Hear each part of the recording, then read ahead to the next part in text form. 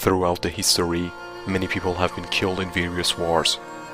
The main cause of all these wars was that humans have desires that if they do not achieve them, they resort to violence. A group of them were looking for wealth, some others desired for ruling and power, and some were seeking conquest. All of them willingly or unwillingly took part in bloody wars to achieve their dreams. But why is that the name of a person named Imam Hussain, who fought with a small number against countless invaders after 14 centuries, still shines in the history while he was murdered in that war? The destination of Imam Hussain and his companions in the war against countless army of the enemy was their goal. Imam Hussain raised neither for money nor for governing and wealth. Imam Hussain himself said that the goal of his uprising and struggling was to encourage them to do good and to warn them about bad behavior. In fact, he had a more elevated goal than materialistic benefits. If he was looking for money and wealth, he could pledge allegiance to the ruler of time and live a life full of wealth without any troubles. But he was not an ordinary person. He didn't think like other people. The glamorous world was not of importance to him, and that is why he chose the hardest possible option. The fight of 72 people against an army of thousands seems to be nothing but suicide in the first place. Imam Hussain knew that he and all his companions would be murdered in the end. But he saw something that ordinary people couldn't see. He could see the future would change completely because of the epic his companions and him did Nineveh. He knew that if people of the time would get awakened from their ignorance by sacrificing themselves and his dearest blood, then it would be worth it. After his martyrdom, the same people got awakened and stood up against the oppression of the rulers. The killers of Imam Hussain never lived in tranquility thereafter, and the revengers of Imam Hussain retaliated and sent them all to hell.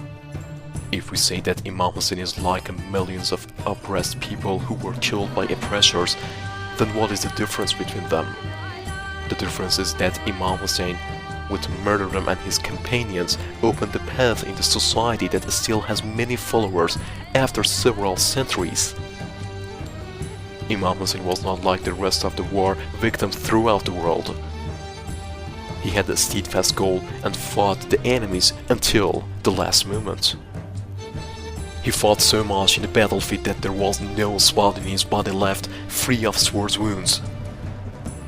Each of his companions, despite not having food and water supplies, killed dozens of warriors of cruel enemy. Even when all his companions were murdered, he came to the battlefield with his infant child and tried his best to preach the enemy's army. But the cruel army of the enemy, who had no innocence left, did not pity the infant either.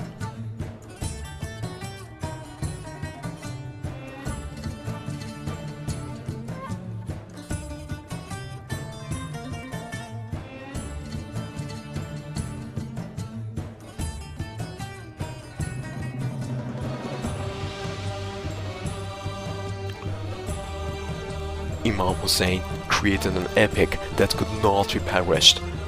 Who do you know in history who would sacrifice even his infant child for the sake of truth?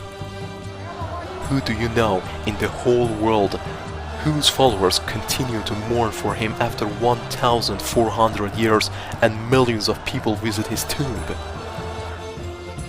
You may say that is nothing but blindly following out of ignorance. If you think like this, then it is better to investigate the options of great thinkers of the world about him. Mahatma Gandhi says that if we want to save India, we must follow the same path of Imam Hussain took. Why does Gandhi say that? He knows that there is no failure to follow the path of Imam Hussain. It means whether you are killed or stay alive, you will be victorious. So many nobles who stood up against oppression and were killed, but their names became everlasting in the history. because they sacrificed their lives for a purpose that is the savior of mankind. They were not thinking about themselves and materialistic benefits. They wanted to make a change that would make the world a better place to live. At the top of them is Imam Hussain, who has not been forgotten after all these years. And the current global arrogance and oppressors are not afraid of war's equipment as much as they are afraid of Imam Hussein's name. Because they knew that if a nation wants to follow what Imam Hussain did and stood against all the abomination, it will be difficult for them to spoil the world with their corruption. Yes, Imam Hussain was the one who rose up to inform the ignorant people of his time and correct their behavior and defeat the oppressor of that time. And in this uprising, he sacrificed everything he had. His name became everlasting in history, while his killers are still cursed. Moving on the path that Imam Hussain was the founder of, it is not as easy at all, because there are many disagreeing enemies on the path. But those people who are steadfast in their will and stand against today's oppression and injustice will definitely be remembered as the good.